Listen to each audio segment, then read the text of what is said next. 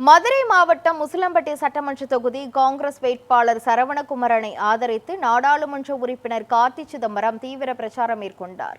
பின்னர் செய்தியாளர்களை சந்தித்த அவர் கன்னியாகுமரியில் ராகுல் காந்தி பிரச்சாரம் மேற்கொள்வதாகவும் மாநிலத்தில் தேர்தல் சூழல் நல்ல நிலையில் இருப்பதாகவும் தெரிவித்தார்.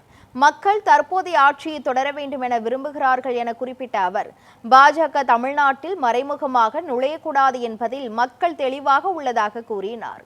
புதிய கட்சிகளுக்கு ஓட்டளிப்பது பயனளிக்காது என்றும் தாவேகாவை அவர் மறைமுகமாக விமர்சித்து பேசினார்.